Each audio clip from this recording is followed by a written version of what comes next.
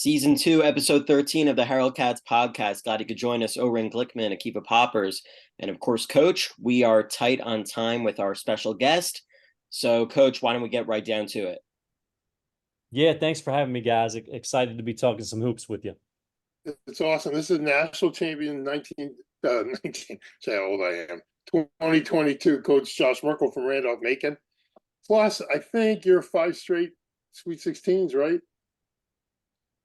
I think so. So you kind of know. Well, you don't know, so we got issues. But you kind of, so you're kind of like a standard bearer right now in this country for college basketball. There's just not a lot of guys who could say that on any division. So I myself am familiar with you because you were that sneaky little shit at Salisbury who could shoot the ball a little bit. And we'd always be like, watch that kid when I was at Goucher College. Did you play with this kid Robinson, or was he before you? No, George is my guy. George and I got to play together. He was a senior when I was a freshman. He's one of my great stories of all time. And we could get right into X's and O's right here. He was 6'1", maybe? Was he 6'1"? Maybe. I would give him 5'11". With no perimeter game and destroyed people inside. I mean, is that a fair assessment? Fair assessment. Now, yeah, I mean, great jumper, just a great athlete, big time heart of a lion. But he developed the jumper. I still remember he graduated, working on his three. I mean, he was a great athlete, in great shape, good defender, winner. But he ended up playing overseas, Harold, for a few years. That's great, because he's a monster matchup problem. Because if you guard him, we had a kid, Gerard Garlick at Goucher, was the same thing. If you guarded him with a post kid, he was going to kill him off the dribble. Yep. And if you guarded him inside with a guard, that's where he was healthy. So I always tell kids all the time, you know, you may do it. I don't know. I never 1, 2, 3, 4, 5 kids. I just want 5 basketball players and I'll find a place for you. He's the ultimate 1, 2, 3, 4, 5, throw it out the window guy, because he killed us inside. And if I'm not mistaken, and tell me if I'm right, because it drove us crazy for a while. When a big white kid scored, I'm not. I think you were playing with them. When a big white kid scored, you were in a 1, like it was like the Patino press. It was like a 1-2-1-1, and when he scored, it was a 2-2-1. Is that right? Shoot, I mean, you're going back to probably the year I wasn't there when they had the Elite Eight run. That's right. Be my guess. So that might have been his junior year. Yeah, they went to the Elite Eight the year before I came in. One of the things that drew me to him. But yeah, maybe they were doing. I mean, they were running the running gun. Paul Westphal, top 10 scoring team. Yeah, like getting in those presses, and then he could really move.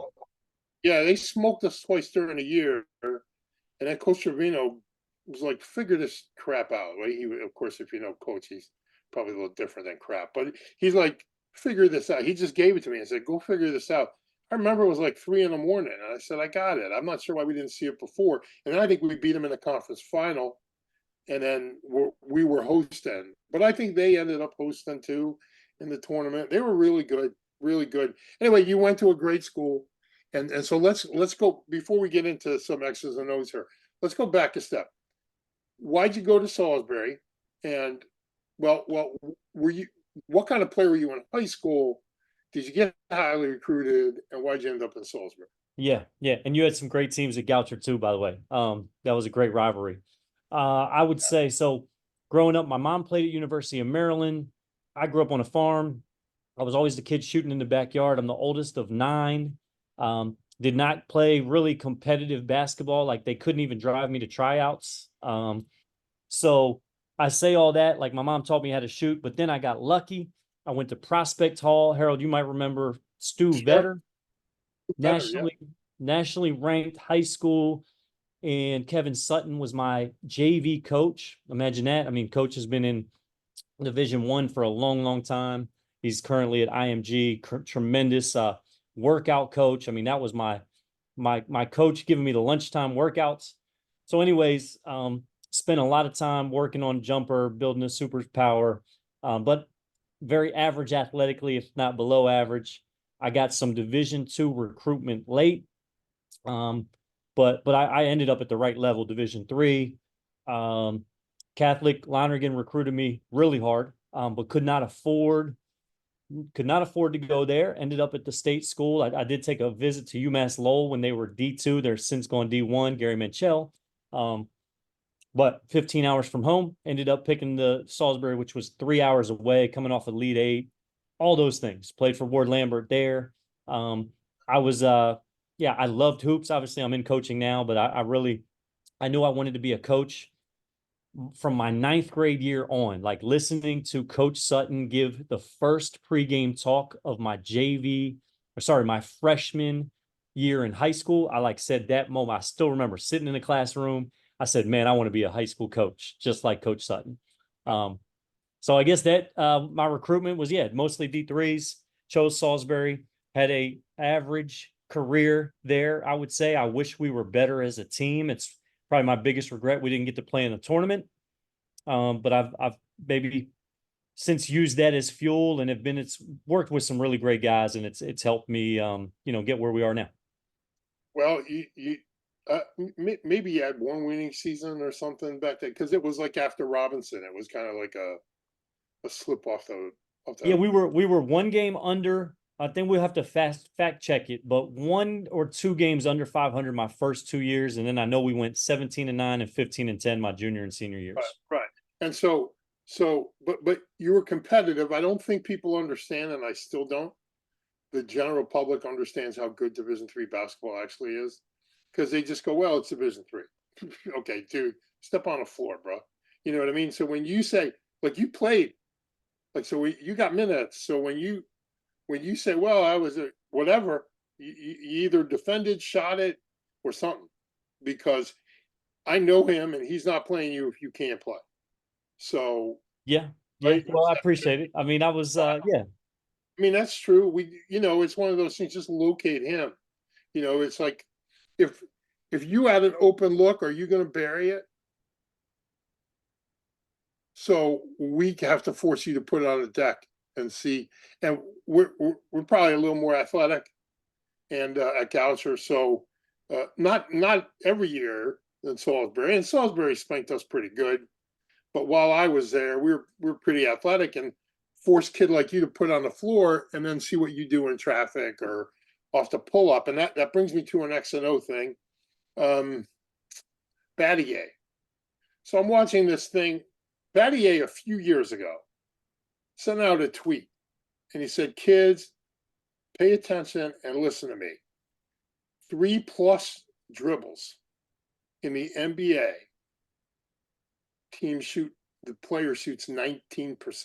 3+ dribbles. And now when you think about all the trainers you talked about, everybody got a trainer, and they're spending all this time on the bounce, shooting off the dribble, whatever. But even Durant dropped to under, I want to say 35 with 3+ dribbles, because it's just a moving target. John Chaney once, I hate dropping names, but Coach Chaney once told me, he was not a proponent of jump stop. And his theory was, if you jump stop, the odds on you guys are better at it now, but you landing on 2 and going straight up, he was always saying you're shooting at a moving target. So if you're shooting off the dribble, essentially, unless you stick that plant foot pretty good, you're also shooting, in a sense, at a moving target. The difference being, you kind of know when you're pulling it. So you can plant it and go, but either way, I'm still defending you. You're have to come off the dribble. So it's my opinion that shooting off the dribble is not all that great, in my opinion. And again, everybody disagrees with me, so I'm cool with that. It's also, and Battier said something about, he would put his hand in front of Kobe Bryant's face, and everybody was like, well, the hand in the face. And what Battier said was, I didn't really care. Like, that wasn't my intent with Kobe. I knew Kobe was going to have an ego. So he was going to be like, that's not going to bother me. And he was going to shoot off one bounce. And if he shot off one bounce, his shooting percentage dropped 20%. And I'm thinking, I got this great player dropping 20%. You know what I mean? I say that intro because I know you had a kid like Buzz who did play off the dribble. Are you a catch and shoot guy? Do we run stuff for off the dribble? You understand? Let's start right there. Yeah. Yeah, I mean, there's a lot to unpack in there, but if we I'll try to keep it simple here. And I don't have anything right that I'm not gonna say anything that other people probably don't know. Maybe we'll say it a different way, but it start like Villanova, Jay Wright. You're most open when you first catch it. So we've heard this before. Like we say catch to shoot all the time. Um, Going back to trainer, I mean, trainers get a bad rap just like AAU can get a bad rap sometimes. You do want guys to develop their skills and develop their handle. So it's like this balance. The great thing about Buzz was the ball was on a string. Wouldn't we all want all of our players to get the ball on a string? Takes a lot of work, skill, dribbling to get to that point. Then players need to learn how to become efficient. And I think as you continue to level up, some of those guys get as many dribbles in the NBA because it's on a string. Kyrie's on a string. So, all right, fine. He can take 10 and still gets his stuff. Even if the percentage goes down, sometimes that's what's needed. I would say with Buzz, it's funny, man. There's some great Buzz stories that'll probably come up because I love bragging about that dude.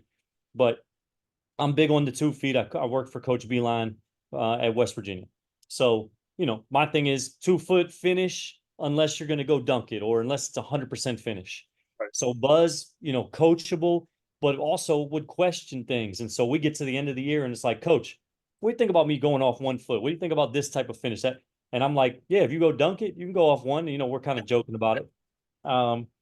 But he had earned the right. He worked to make his, go off one, keep the ball away, right, to make it like a 50% or better shot. Maybe he shot 60%. So I think your best guys can earn more freedom. Now, my 6th best player doesn't get to shoot that shot. And I think, if we're being honest, that's what players and players need to understand more of. Fair is not always equal. One of my mentors, Mike Maker, always says, fair is not always equal. Coach, I'm not talking about at the rim. I'm talking about Coach Cheney was talking about in the jump stop. Okay. On the pull up. Are you talking about you shooting off 2 on a pull up too? Well, I'm with you in terms of I think what you said in the beginning was you're not a huge fan of the pull up. Is that right? Off the dribble. I'm not a huge fan. Although if you could do it, do it. Like I've had players who could do it. I let them do it, like you said. But for player X is not the same as player B. Yeah. And I'm not look, there's some kids that are great off the 1-2 step, and some kids have done so many reps that they're great off the jump stop. Yeah. Coach Cheney was referencing off the jump stop. So he's like, he would always say, just watch John Stark shoot. Like he's always here or here. He's never here. That's what he was saying. So I took that to heart. I'm not at the rim. I'm with you. Dunk the basketball. I don't even care if you miss it. Yep. Go dunk it. But off the jump stop, off the dribble, that's what I was referencing. Like I would just say Buzz shot both, and I'm comfortable whatever you're comfortable with. I think there's certain situations that call for a quick, bounce, and then there's certain ones that call for that 1-2. Yeah, that's what I say. Yeah, so that just to make that distinction where I was going with that. Gotcha. So are you coaching style? Are you like I'm a screamer just because I'm loud anyway? And I'd always tell my players, don't be upset that I'm riding you, be upset that I'm not, because then I don't care if you're in the gym or not. So are you give me some bit of that. Are you a yeller, screamer?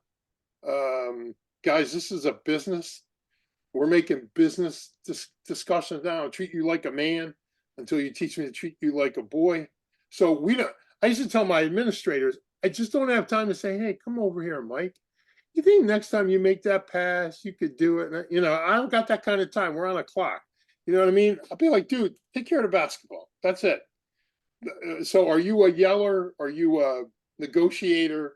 Are you hey, I would say there's times where I've yelled, and then I would say, but the word, I mean, I'm a big John Wooden fan and teacher. I like that word over coach even.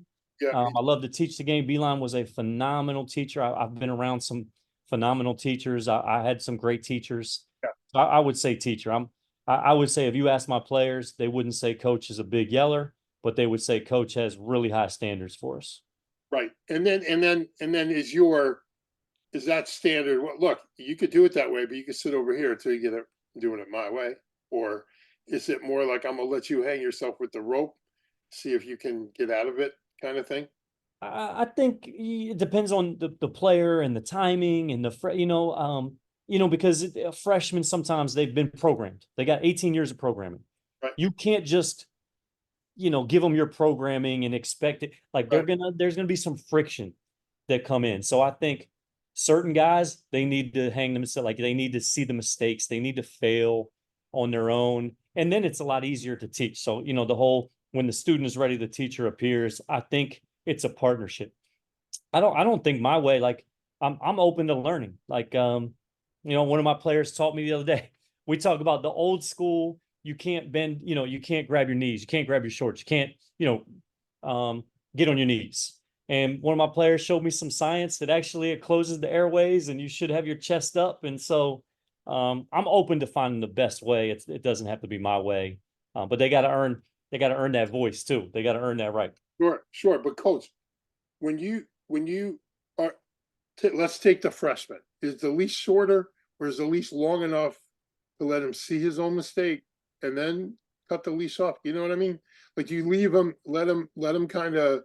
We're going to be able in our preseason before we get in that ridiculous ODAC in our preseason. Yeah. We're going to let you play through that a little bit, or Well, that's I think the leash depends on who's behind them. I think the leash depends on what type of mistake is it. Like I got low tolerance for effort, defensive, lack of fight, right. things like that. More so than missing a shot, or it might be low tolerance for a lazy turnover or turnover in general. Like it just depends on the mistake. Sure. So it's commission. A commission mistake is a little bit forgivable than an omission mistake.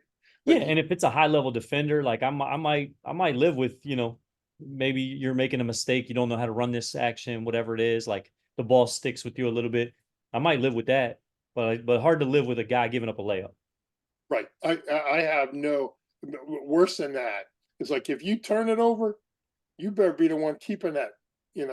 My thing is, dude, if you're gonna do that, just throw it out of bounds because we could guard in the half court.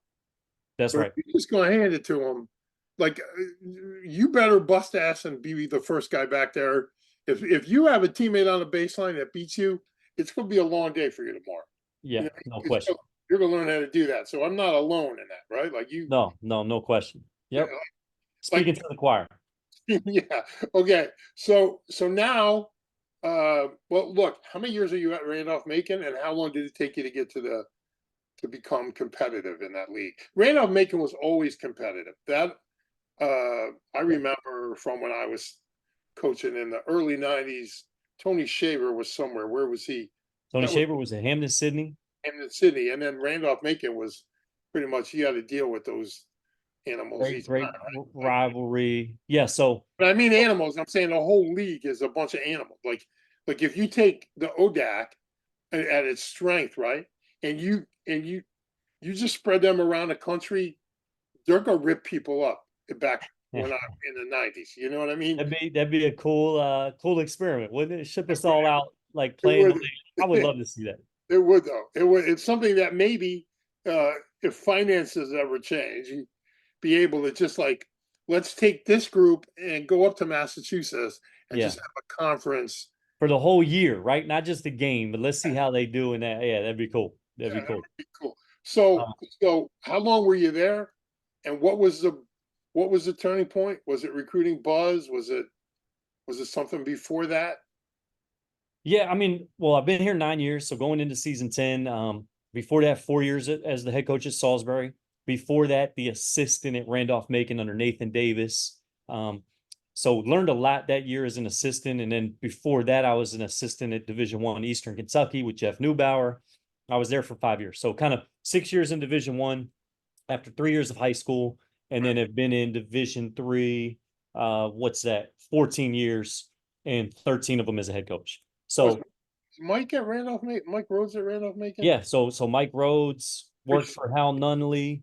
Right. What's really neat, Harold, is I'm just the fifth coach in the history of the program. If you go back to the 50s with Paul Webb, he was here 19 years. Hal Nunley worked for him. Hal was here for 24 years. Mike Rhodes worked for him. Got a deep, Nathan Davis comes in after Rhodes. Nathan played for Hal. right. And then I worked for Nathan. So that connectivity not just ties the coaches together, but the alums and the players that have come. Us winning it 2 years ago. You said 19. It feels like 1900 already. Feels like a long time ago. But we're standing on the shoulders of some greats, man. Some guys, the tradition, high expectations that I got to step into. A lot had been done here before I got here. Like, in fact, it was to the point where I didn't think we could do anything that hadn't been done. Right. Honestly, when I looked at teams that had gone 28-2 after my first year here, and we were, I think, 13-14. My first year, we were one game under 500, and we were one game under my first year at Salisbury. And I said, man, I remember talking to Rhodes, and he told me, hey, I was under 500 my first year. Like, I needed that. But yeah, I mean, I felt like we're never like 28-2. Are you kidding me? Like that's cartoonish.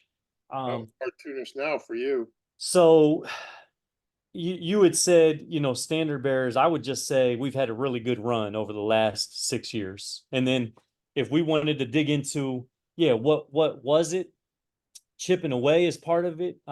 So some self-belief too, that I had done it at Salisbury, and I had that there's a foundation here that we're just going to keep chipping away at it, but also had some really great guys that have been putting in the work too. So when I came in, Nathan had left a great foundation. I mean, again, they were seventh most wins in Division III, and they were Division II before in the 80s as well.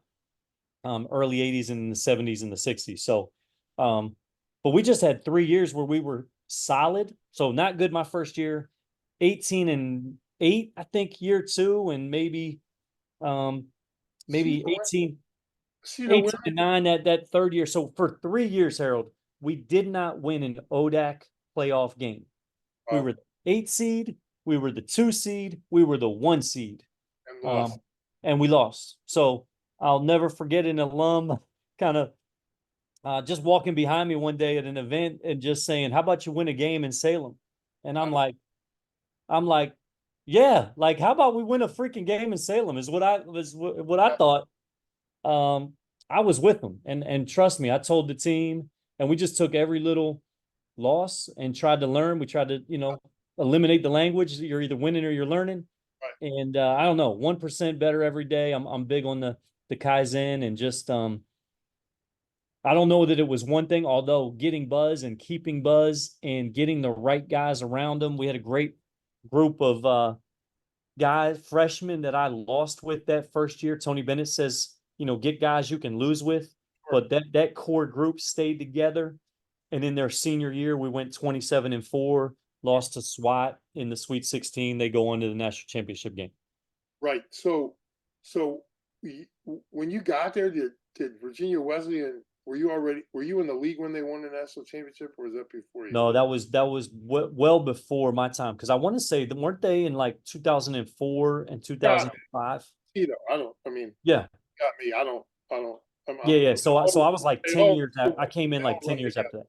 They all run together, though. I'm very proud to say, it was my scouting report that buried Mike Rhodes' career the year after he won a national championship, and we dropped 100+ on him, and my scouting report ended his lost in the first round and became a great basketball coach. So really, Wow. What really team were you with that year? Goucher. We went to Lebanon Valley, first round. Got it. I believe if you've ever played there, everybody was there like an hour and a half early. So we went out for shoot around, and the entire, farming community was all over the place, and there was one little section saved for us, and we decided we were going to take Mike out the game. And we had a great defender who on the he was a Temple Prop 48, So he ended up playing for us, Gerard Garlick, and he threw his first 2 shots. And we just wanted Mike to know we're going to be doing this all night. And I believe in Mike's press conference, he called him the best defender he's ever played against. So I'm sure if you ever meet him and meet up with him and mention the name Gerard Garlic, see what I'm he has. probably not bringing up the defender that ended his career. I'm probably not doing it, Harold. Yeah, probably not. But he's a great basketball coach, and I'm glad to see we put him on that track right early, right quick. So, but let's go back because it was my job and my son to do the scouting report for Randolph-Macon in the Sweet 16 at Yeshiva. So, Coach, do you want me to pull it up or something? no, I want you to be quiet. No, I want you to be quiet, Pop. Pop, let's do it. Put it up on the screen. Let's go. Hold on, Coach. Before he does that, I'd love to get your take on it. We felt like we were really comfortable going down there playing. Like we knew how good you were. We loved that you were as good as you were. We also loved that we were coming off 100 plus for both of those games. And we kind of felt you were going to have a Ryan problem. Like the 2 Halperts could really shoot it. The Lightfoot kid was really good inside. We thought we can handle number 10 in there with him. And then for Mallory, is that his name? I think he was really young.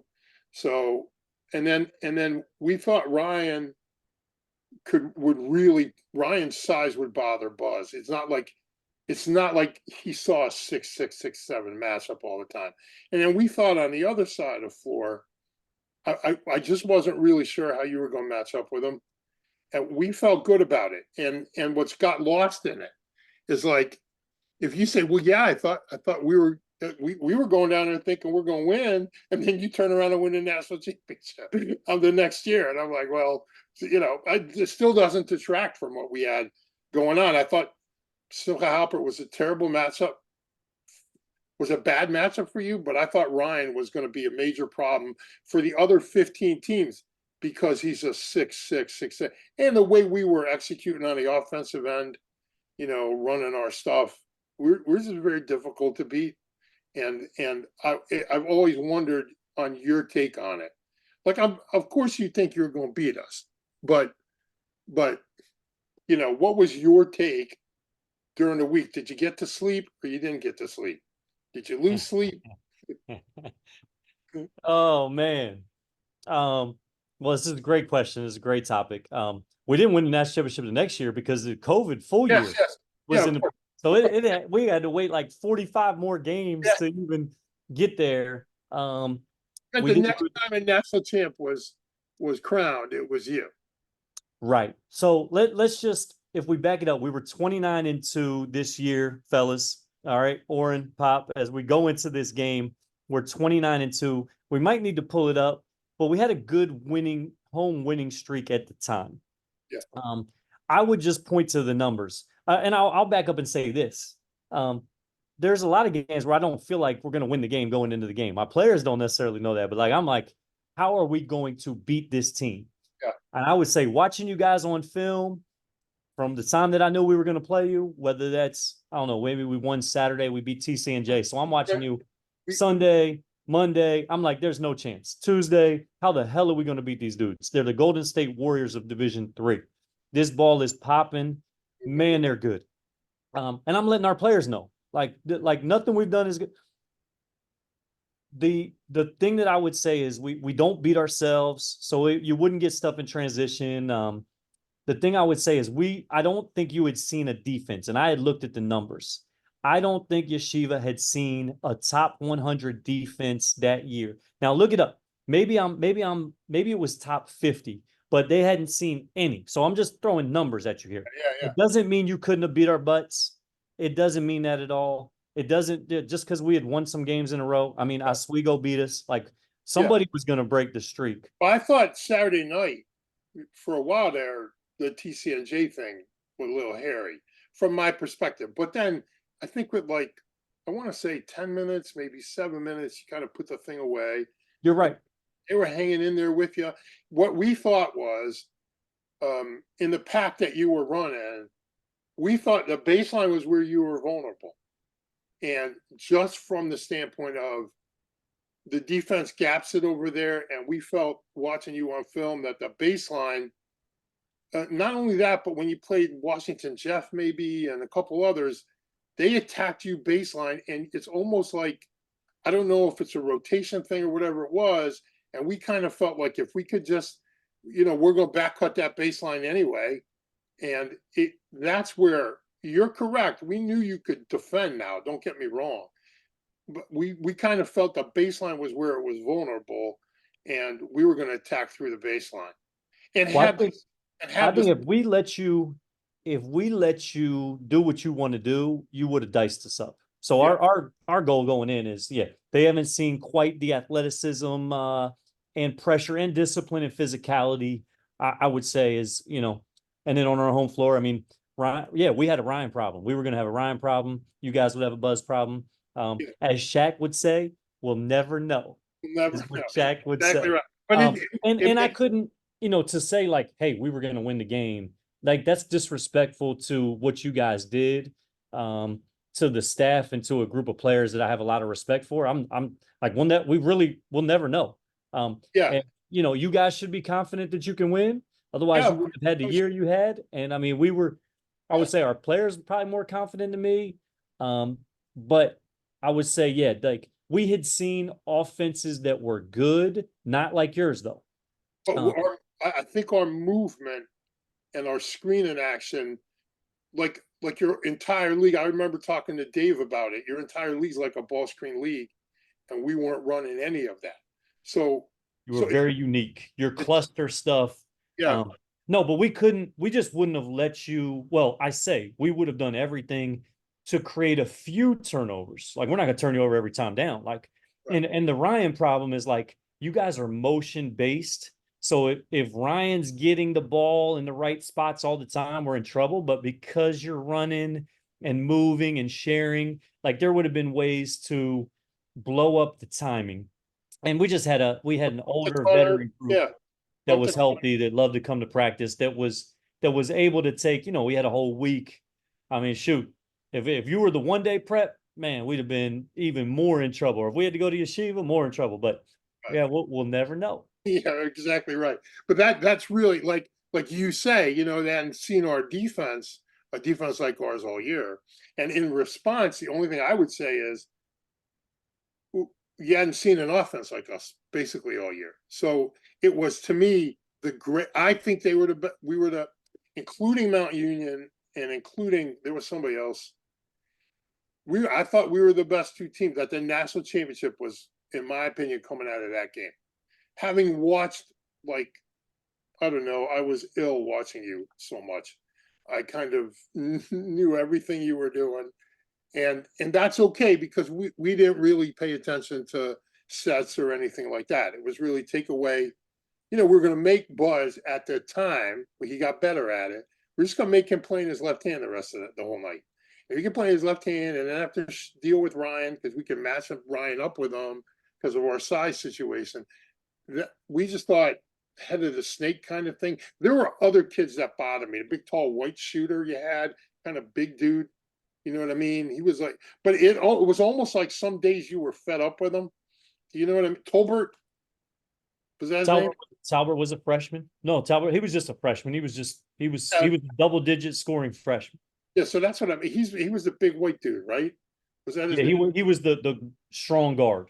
Like, he wasn't the 6'7". Oh, right. Yeah, no, I'm saying you had that's right. Talbot was a guard, 22, maybe.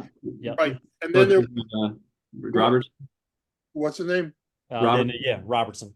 You would know, Coach, because you seem to run out of patience for him on occasion. So, I mean, that was my guy, but he didn't always defend like I needed him to. Yeah, that's kind of what I meant. So we'd be like, "Boy, that boy's cooking. What's he doing?" And you just watch on the other end.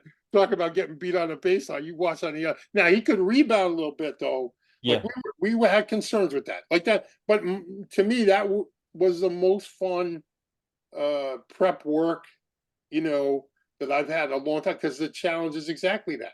Here's the top 20 basketball team on the defensive end, any offensive end. So how do you deal with that?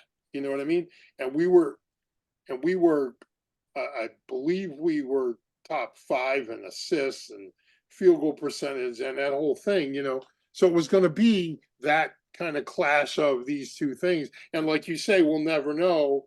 But that's to me, the greatness of sport in that, like, I hate, you know, they say, well, Will Chamberlain was this, but dude, to me, the best athletes in any sport could play in any era. That's what made them the best. Like Larry Bird today, we wouldn't be as surprised in Jokic as we are now. But Larry Bird was a different level of basketball player, and you could take him and Magic and Isaiah and put them in any year.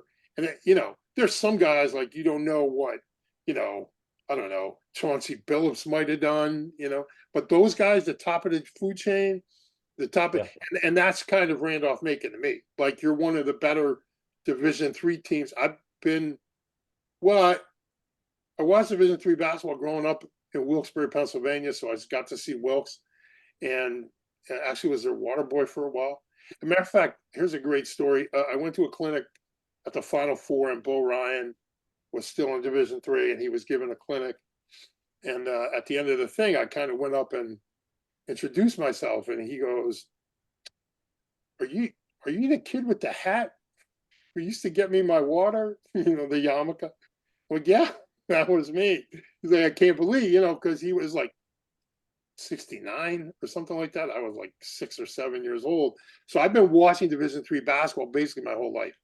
And one of the better teams that I've ever watched are this group of teams you've had now. Exactly what you say. Discipline, don't beat yourself. And here's what impressed me the most. And it kind of leads to this question because I feel like I'm talking too much. The question being your ability to play well late. Like you've had games where you've had to play great late in this run here. Is there something you do? Is it a toughness?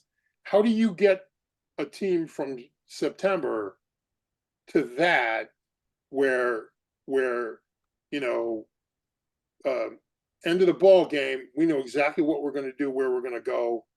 You understand my question? Like you just that following year when you won a national championship, didn't you have some games where you had to pull out in the last 5 minutes, and you just kind of played better? Even that year, you just played better. You were better than you could stink for 35 minutes. Let's say Washington Jefferson at your place, you could stink for 35 minutes and then just like they gave you a run. I think maybe it's 87, 81 or something. And then because late in the game, you were just great. And what is that? Where is that from? Yeah, I think, well, first, I feel like, well, thank you, Harold. I'm hearing a compliment in there, and I appreciate you saying that. And then I'm like, well, I'm thinking about the couple games that we lost where we weren't good late, and where can I be better? Yeah, 29-2. You don't have to grab that. Just well, we lost 5 this year, so there's plenty to struggle pick is real. Struggle is real. on. So all I can say is great group of guys that are connected. That we feel like basketball is a game of solving problems. Right. Can we solve problems in those 40 minutes better than the other team? Can I prepare guys in practice and when they play pickup? Can they take ownership for problem solving? I don't get to play anymore. I'm not on the court anymore. I can't call timeouts enough. I don't like calling timeouts, period. I want them to figure it out. So I think we're trying to create an environment where huddles are key, problem solving is big. We're big on the film. I had again, John Beilein. His teams, if you look at them, get better and better and better and better. How do you do that? It can't just be on the court training. We're going to train the mind. We're going to help their IQ, basketball IQ grow. We're going to try and use the Socratic method and ask questions. Hey, I'm not going to tell you what you should have done. What could you have done? Let's look at these options. Let's watch this film. I getting guys excited about that process, having a growth mindset. But just over 40 minutes, our goal is to solve problems. Now, you still got to do all those other things: defend, rebound, hunt the paint, get good shots, have good shot quality. But try and the ODAC prepares you too. Like they throw a lot of different styles and a lot of different physicality, so it can help you learn the game and then just get those guys better. And you got to stay healthy too. I think that's a big part of it, Harold, is we've been fortunate, especially when we had that run, to stay healthy. The year that COVID hit, we were healthy that year, but there's been some years where we haven't been as healthy. So that's another part of it. Right. So there's well, first of all, I'm a big believer. Okay, let's go back because you do play in the ODAC. What are you doing in the preseason to prepare for the ODAC? It's not like you could go play, John, whatever, Maryland. I always use Maryland School for the Blind. Like you can't go play some kind of team that's not competitive for you. I mean, you can early on to just get your kids some stuff, but someplace in those first, whatever it is, 6 or 7 games, I'm thinking you got to get somebody who could give you issues that you'll have in an ODAC, right? Like whether it's playing the same kind of defensive team or playing a similar offense that you're going to see. How do you find teams? I mean, I guess you could go to Massachusetts or Wisconsin or something to go find teams like that. But how is that what you plan on doing? Do you get 2 or 3 or 4 in a preseason, maybe a tough tournament that prepares you for the ODAC? Basically, we Marymount has been a great scrimmage for us. Chris Rogers does a great job. Johns Hopkins, we've scrimmaged them with Leffler, and now we've continued to do that, have that scrimmage. And then we got Johnny K, CNU, talk about a standard bearer right there. Mary Washington has always been on our schedule, so we've got those 2 non-conference games. I think both of them are juggernauts. Marcus does a great job. So I mean, you want to really schedule those top teams out of conference. We've never shied away from competition. Caleb and I talked about this, but whether we got to go to Marietta and hunt competition there, we invite the best teams to our tournament. In other words, like if somebody calls, they could be 25 wins. It's like, yeah, if we have a spot open, we say come on down, and I think that's just helped us prepare for some great ODAC competition when we get to the league, which is over time too, that compound effect of playing Sydney twice, Guilford, Virginia Wesley. I mean, the list goes on. Roanoke. It's like you don't want to leave anybody out. Right. It's a strength of schedule thing. But like for some teams, like when you play in the Skyline, you have to go hunt teams like you. Yeah. Because you're just not going to get the same. And look, you can't help your conference affiliation unless you're fixing to leave. But if the rest of your programs don't stack up to your basketball program, the administration is going to pretty much want to stay where you are to make everybody else as competitive. You understand what I mean? So like if you are, say, Yeshiva and you're, a couple of years back playing at this national level, and you have to play through the Skyline, and there's a couple of teams in there that are pretty good, but you don't get the day in, day out you would in ODAC or in Williams League or whatever, and in Wisconsin leagues, or you don't get to see Trine, and you're not going to get to do it because they want their volleyball team and their baseball team to be able to also be competitive, and they're not going to be able to do that in a better conference. So you have to go hunt Randolph-Macon. You have to hunt, Mary Baylor Hart. You have to do that, and it makes for a tough non-conference. And I find that part of the issue is once you play a team like that, and then you get back to your conference schedule, and your conference schedule is nowhere near like your preseason schedule, you almost have a tendency to fall back to the mean. In a sense, that's what made that team in 19 different, is the leadership was coming from the mean. Like they were the mean. And then they decided, hey, we're going to commit and get better, and we're staying here and we're going to try to build a national contender. And they did that. So, but when you're not that group, and when you play, we just played Randolph-Macon, and now we got to play blow, whatever. You're like, I'm just going to sleep one through, and that has a way of catching up to you as a coach. Yeah. Like, and you have to stay away from that. Almost like make sure you can get, Hamden, Sydney, or Roanoke in February, because you're going to have to deal with them in 3 weeks from now if you're expecting Yeah. to. So that's kind of a mindset thing that. Just let me jump in quickly. Is the opposite the case for you? Because in your case, you're going to get good games in your league. So I mean, you said you don't want to shy away from competition, but is it a purposeful effort to still have great games in the non-conference schedule to get you prepared for conference play, or it's like if someone called you, hey, I want to play you, from Caltech or whatever, they're not any good enough, but they're from Caltech, we'll play them. Why not?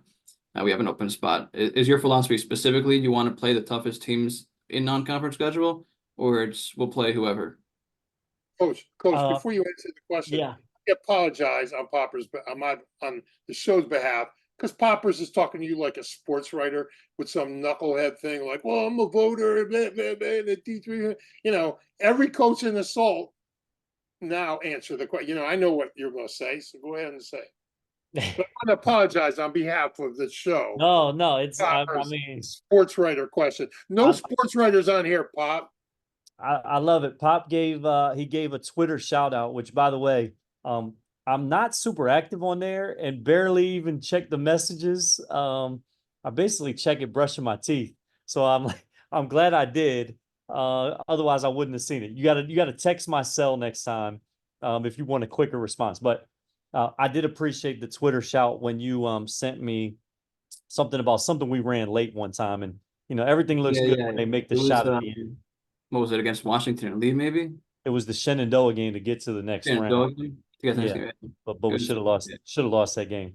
Yeah, that one worked out. So to answer, yeah, I mean Nathan Davis was big on let's play the best schedule that we can, and I did it at Salisbury. I wanted my players to see what a nationally, So at that time we were, hey, let's keep playing the Virginia Wesleyans. Let's play the best teams that we can, and just here it's kind of more. I don't know that I'm intentionally like trying to find lesser competition. I don't think we have the luxury of doing that. And I would say it's just an advantage, Harold. If we just flipped it, it's like I don't have to worry. I don't have those problems, whether Skyline Conference problems. So I don't have to worry about it. But it's an advantage. Like there's a reason Guilford and Sydney were able to make a run this year, and it's like we beat each other up. We get to prepare each other, and I feel like if you can win the ODAC, then you have a chance to beat anybody on your schedule. Doesn't mean you will, but you have the chance. You're going to feel confident that you've seen a lot of different styles and physicality that you can compete with anybody. Right. Let's go back to the timeout thing you said. You don't like calling them. You use them in the first half, or you don't? Like they use it or lose it, or is it just a feel thing? If it's a use it or lose it, because you do that in the tournament, we don't have that in our league. You don't have a use it or lose it. We don't follow the same model per se. Good for you. I hate it. Like Yeah, if I want to keep all five, I want to keep all five. I don't want to be forced to have to use it. Right. No, and if anything, it's probably screwed me up. It's like, everybody's like, oh yeah, good timeout. You had to use it or you're gonna lose it. But again, does it help you solve problems? Does it help you win the game late? It might help you win the possession. Does it help you win the war? That's some of how I look at it. Are you? I don't really use them early. If I don't need them, I won't use them, and then save them for the last 10 minutes, kind of thing. Yeah, I have too much respect. I think the other guy is going to have a better timeout, run a better play, or have a better defensive stop than I am. So I don't like putting myself in that position. Is what I would say. Maybe I'll use them sometimes just to let the guys catch their breath, or maybe for a substitution. But that's been, yeah, I want to collect them, and then people are like, well, you can't take them home with you, and I'm like, well, if I've prepared the guys, maybe we don't need them. I can't even tell you how refreshing it is to hear a coach say that. Because I'm a teacher, and we run an offense, or like Yeshiva, that we have no plays, so I have to teach my information to the extent that they have to quote unquote figure it out. Look, what do you want us to? You want to run a double coming up? Some double for a shooter? We have that in our offense. Just run it. You want to run some stagger, you want to run some post entry isolation. We got that. It's more what we're running is extremely flexible and fun to play in and hard to guard. And so what am I going to, only thing I can do at a timeout is mess it up. Like like coaches do that a lot. Like they're up 15 and they're taking the time out. And dude, the only thing you can do right now is mess it up. You've taught them. You put them in plus 15. Just sit down and shut up. Yeah. Like, right? I mean, it's refreshing to hear you. It's refreshing. 100%. I mean, I would say like spending that time, Beeline was this way, like, let's spend time on the stuff that happens for those 39 minutes and not too much time on the end of game stuff. Then I felt like we didn't have enough. So I remember the championship year, every day, my assistant like, hey, we've got to work on, we call it a victory drill, 3 situations. Let's be ready for all situations. But it's like we had a good run in the tournament that no game came down to like 1 possession. And it was like the whole year where we were the most ready. We just didn't have it. Right. But the other years you really didn't do a lot and you were able to execute. Other years we needed it and I let the team down. Or you executed through it and you just don't want to admit that you got away with it. Look, you know what I mean? Like, you don't just get to the Sweet 16 5 times in a row by accident. There's a combination of scheduling, talent, coaching. It's like, and I'm not sure it's in that order. You know what I mean? I think because scheduling is part of coaching. Like, the teaching part is where your players come in. So yeah. I just kind of think there's just, I mean, on any level, rip it off. I mean, just go look. I bet you there's not 20 guys right now in all 3 levels. That's, 1,000, what is it? About close to 1,000 colleges. I would bet most of them, I'd bet at least 80% haven't gone to the Sweet 16 5 years now. So that puts you alone in the top 20 in the country altogether. Yeah, I mean, we can fact check it. Pop, do you know the answer to this? But I think CNU and us might be the only in Division III, the only 2 that have done it. So now look, John, there's 2 in an entire division of 400 and change. That's 2. Right. What are you going to get? You're going to get 5 in Division I, maybe Bruce Pearl, or I don't even think he went back to the Sweet 16. Like, you're just not going to get a lot of guys who do it. So I appreciate the country boy part of it. Oh, shucks, but the bottom line is you're kicking people's ass because you're pretty good at what you do. We got some good players that work on their game. They care. The care factor, I think, Harold, is big. And yeah, we've had a good run. I don't know. I hope we can do. I hope we can make a run next year. Is Randolph-Macon like the job where you? I mean, I guess you're not going to say that you don't want to go anywhere else, but Randolph, you know what? That sounds like a sports writer question. I apologize, but like you kind of held up your part of the Randolph-Macon bargain when they hired you. Like, we've had these 5 coaches, so, or you know what I mean? We've had these 4 other coaches in our history. Yeah, you got to keep up the bargain. And like, are you happy if your career ended in 25, 30 years from now and you ended up just being at Macon the entire time? That's a good thing. First, so I don't know if you completed the question, but I think I know what you're asking me. Would I feel? Because some parents have asked things like this. It's first of all, I'm gonna have to do a hell of a job for them not to fire me over the next 25 years. That's the first thing that comes to my mind. That's true. Because it's you get hired to get expectation place. Yeah, you get hired to get fired at a place. Look at the coach. This is who I point to. I believe Wisconsin Stevens Point. That guy's a phenomenal coach. I sat behind the bench. I watched that guy win a national championship. I think it was just 7 years ago. Yes. And I don't know. Bobby Semling. Did they run him out of town? I don't know. Yeah, they brought in them back from lacrosse. My point is, like, that guy was at the top of his profession, and they only remember what you did in the last year. So I'm just wary of that. Maybe it's the underdog in me. Maybe it's the paranoia. I'm probably a productively paranoid person, and I hear that, and I'm like, how are we going to win next year? That's my focus, Harold. I ask my players to be where their feet are, and it starts with me. So I would say I've been at that other level. I played Division III. I love being at a place where I can impact winning and impact player development, and that's not just on the court. I I love being at I feel like I'm where I should be right now. Put it that way. That's I feel like I'm having the maximum level of impact, and I don't know if I went to Kentucky tomorrow would I have the same impact on young men, and I value that. That's a great answer. Now, here's the thing. The follow-up to that is, now how do you stay sharp and make it That's I say make it 6 years in a row? Is it all just bingo. or is it, and then like, I know this, I know I was driving to practice on October 15th. Okay, when you still could only start on October 15th. And I'm driving to practice on October 15th. I'm on the Baltimore Beltway. And if you came to see Buzz at Spalding and got a taste of the Baltimore Beltway at 5 in the afternoon, it's just not a thing. And not only that, but over by Severna Park, that's like the easy part of the Belt. So I'm driving on the Beltway, and I just thought, man, I'm missing my kid's game. I don't want to do this every day for the next 6 months. And I walked into practice, said, Coach, and I had him on the show, and we went over it. Coach, I'm done. I can't do this anymore, because it's not fair to you. Like, I'm not fair to you if I stay here and I don't want to be here. Like, I don't want to fight this traffic. I want to go watch my kids play. I've been watching our kids play in college for the last 20 years. I just want to watch my kids are going to graduate.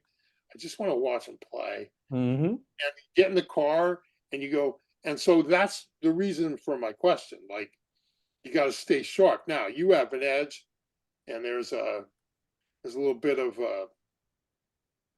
prove it kind of thing to you. Like I do this drill with players. Like, you got to make whatever it is 6 in a row from a spot, and then you got to make another one just to prove it, or you can make another validate it. Yeah, you got to validate it. Another 3 just to prove it. You know what I mean? Like, so to me, it's kind of like, now you got to prove it. I think you're doing the job you're supposed to do, and I think you're doing it at the highest level possible. It might be cool to get another big fat ring in here. So that's my take on it from a off the path perspective. I'm almost, I'm outside looking in, and sometimes, sometimes when you're in the bullfight, you don't really see the perspective of the people watching the bullfight. Right. And so from my perspective, your chasing of excellence every year is a standard. I mean, you can make the argument you're the most successful coach in the history of Randolph-Macon right now, and that's in a very short period of time. So prove it. That, like, to stay sharp, you got to stay sharp. How do you do that? Yeah. Like, what is it? How do you do that? And then, I apologize for this, I'm going to have to open the floor to Poppers. So yeah, after this question, let's do it. Let's go. How do you stay sharp before you answer his ridiculous question? Oh, how do I stay sharp? Yeah. I mean, surrounding yourself with hungry, driven, and curious people. I feel like I have a great staff. I feel like I got a great group of guys coming back. Yeah, I'm pretty driven. But that drive alone is not going to get it done. I think it's recruiting the right kind, get the right guys on the bus. Jim Collins, good to great. Get the right guys on the bus. Get those right guys in the right seats. Don't bring any knuckleheads. Don't bring anybody that's going to pull you down. And then set up the environment. The environment is the bad guy. I think that's something that we work hard on. Culture, buzzword, whatever it is, but our behaviors, and that's something that you fight for every day. I think you got to fight against slippage. Right. What can I say? I mean, Calipari, they gave him a lifetime contract. Then they ran him out of town. Did he have slippage? I don't know. I'm at a level. First of all, it's D3. Nobody cares. So it's like you're at a place where you already have a little bit of a chip and an underdog mentality. Yeah. And that's just I grew up on a farm with blue collar parents. Like, I don't know. That's how I'm wired. That's awesome. I told our rabbi once when I was on the board, the rabbi of my synagogue, I said, the good news is you have a lifetime contract. The bad news is it runs out next year. So, all right, Pop. I know you want Adam. not a sports writer question? I have two questions and they're not sports writer questions. I had one question and then you said slippage and now I've got two questions. They're both defense questions. So firstly, I'm curious, I'll throw them both at you and let you figure out how you want to answer them. Firstly, I'm curious why you went from being primarily pack line to being primarily zone. Like before COVID and after COVID, there was suddenly a change. You were good in both, but I'm curious why that happened. And then you just brought up slippage. Coach Katz has used the term slippage a lot to describe, if you practice something for 30 seconds, in the game, you'll do it for 15 seconds.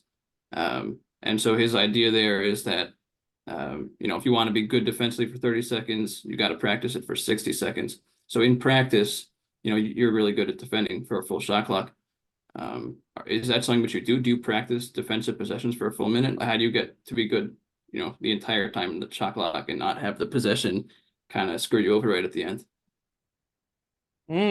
Yeah, I like it. I like it. Not sports writer questions, right? You'll get me fired up talking defense. Let's go.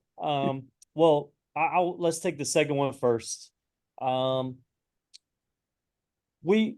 You want to overload them, so I don't necessarily do it with the clock sometimes. I mean, we have a drill perfect defense from Nathan Davis, and even before him and other coaches I'm sure are doing this. You put up 30 seconds and they got to be perfect for those 30.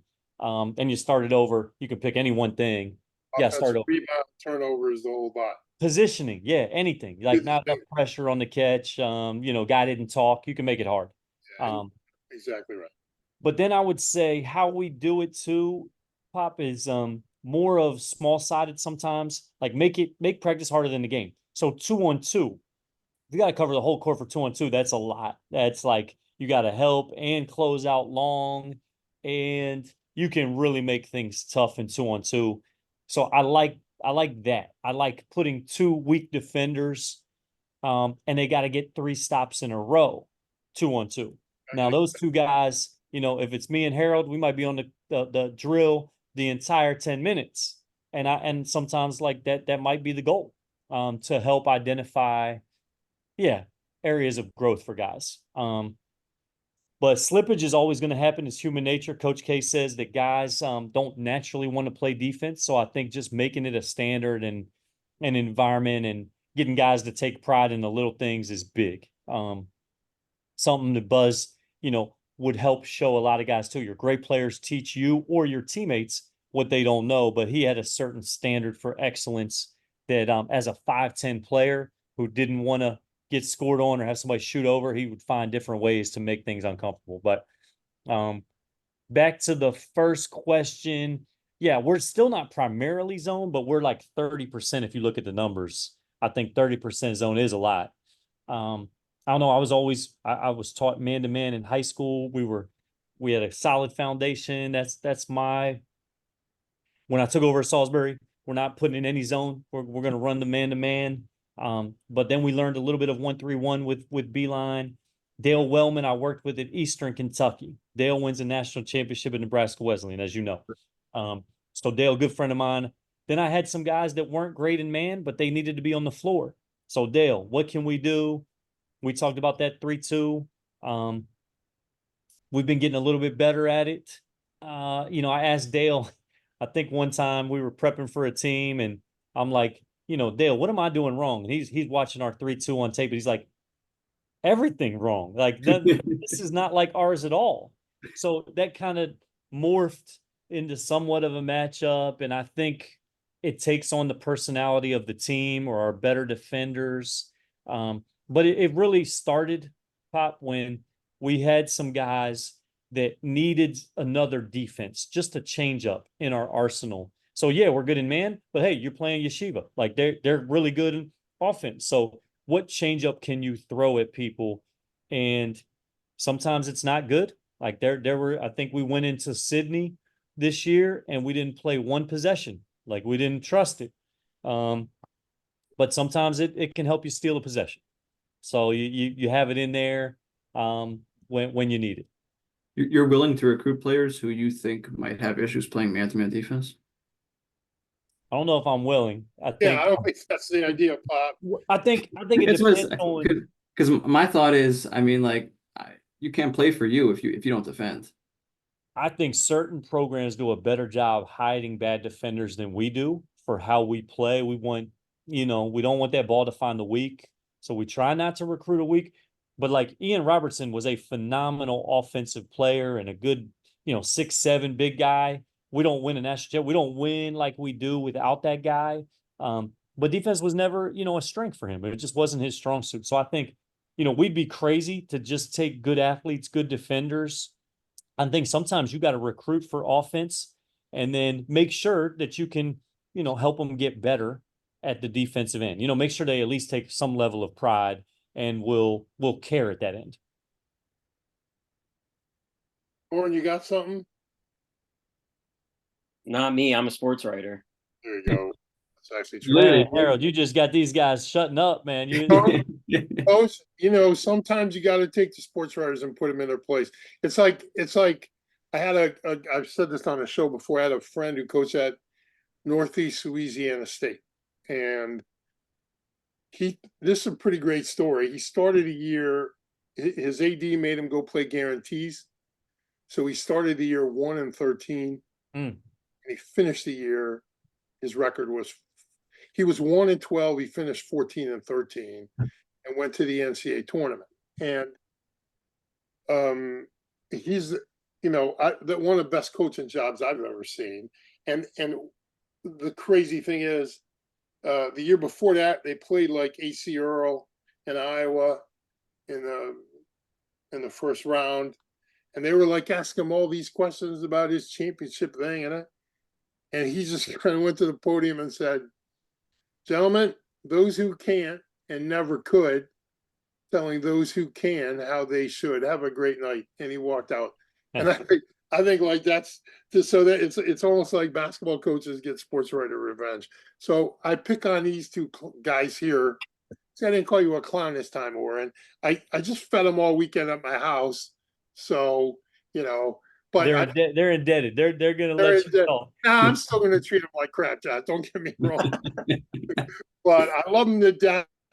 They're just sports writers. So that's all I really got to say about sports writers. Those who know. You know what I mean? That's an old Jewish saying. Those who know.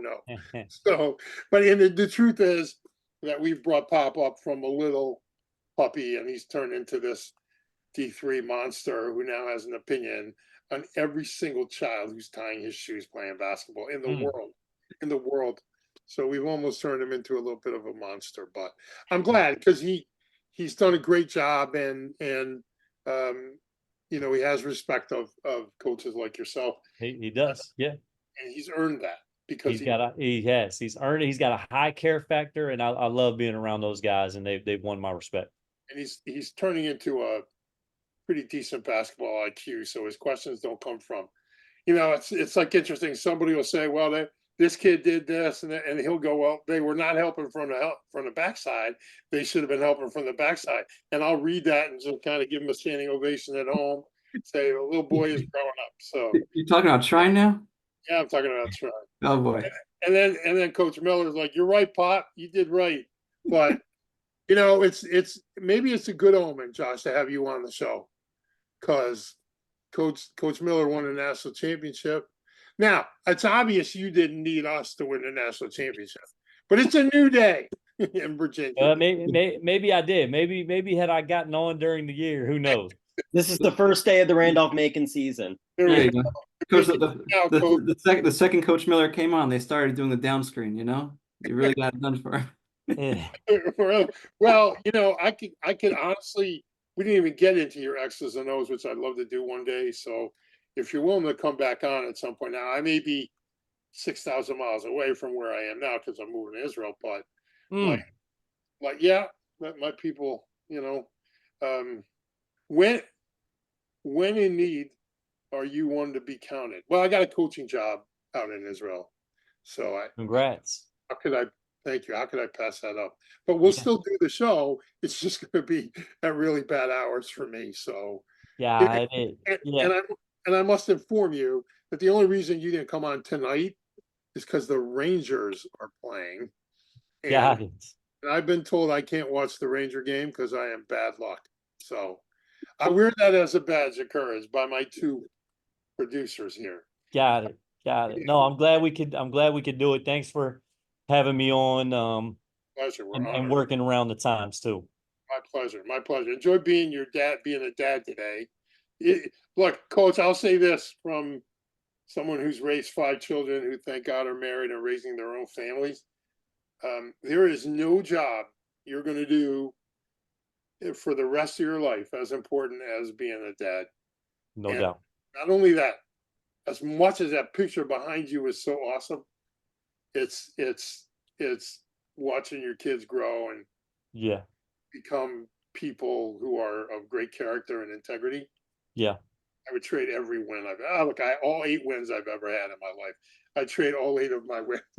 I trade every win just to I've lived God has blessed me with a great life because, and that's my advice to all coaches, like, Yeah. just the best investment you can make is in the babies that you create. So Amen. Amen. I echo that. And I think the picture's cool, but my favorite part of that was sharing that with those guys, like the bus ride back. And actually, Maddox, my 2-year-old at the time, threw up on me on the plane ride back and the bus ride back. So twice. That'll humble you real quick on the way home. Yeah, Dad. But that's Think you're really good, huh? Regurgitate this, buddy. But that's exactly right. Is that if imagine winning the national championship and then you go home and there's nobody in your house. right. All you No, have is all it's you about have in your game tape. it's more that much more special when you can share with people that love you and want to be around it. Yeah, it was great. And now with that, I'll give you this one warning. How old are your children right now? 8, 4, and 2. All right, right about a year or two for that 8-year-old. Like he still thinks you hung the moon. About 2 years, he's gonna realize you're as full of crap as everybody else. So that's the life experience. No, but I'm saying when your kids are little, you hung the moon, and then when they get older, they realize you're just a flawed human being like we all are. And Amen. that's the best time for a dad, because then you get to see really, this is what I'm here for. Yeah. Yeah. This is what I'm here for. It's not just, when to call timeout. It's Amen. being a dad, and it's the greatest job in the world, Coach. I enjoy it. Have a great Amen. time today with being. Well, a dad. thanks, guys. Yeah, thank you for having me on, and look Pleasure. forward to seeing you and being in touch. Absolutely. Thanks, God Josh. willing. Thanks so much. Thanks, Josh. Appreciate it. That was a lot of fun. That was great. Yeah, that really is. That's D3 royalty there, right, Coach? Yeah, it's sure. He's right now he's top of the food chain. I guess Coach Miller is, because he just won. But from a longevity standpoint, now we're going 6 years here. Right. A lot of continuity. Yeah, it's pretty cool. And it's an honor to have him. I remember him as a player. I remember doing scouting reports with his name in there. Not every year did I have to put his name in. So it's cool to see. It's just like with Clay, Coach Nunley. It's great to just see them kind of as adults and the great work they're doing. Yeah. Growing into their own, for sure. Coach, there was a Nunley who got a shout out, wasn't there? It was Hal Nunley. Yeah, well, I know that. Okay, so like I thought you were gonna go into that and be like, oh, Hal Nunley, Clay Nunley played for me. Well, he knows Clay because he's been competing with him for as long as he's been. Sure. So it's just, it's cool to hear different perspectives, and it's not, it's not guys who just say yes to me. You know what I mean? Which is what I don't want. So, but all that stuff I said about sports writers is 100% true. And any sports writer who has issue with it, I don't care. I'm too old to care. But I will close with this. I see all these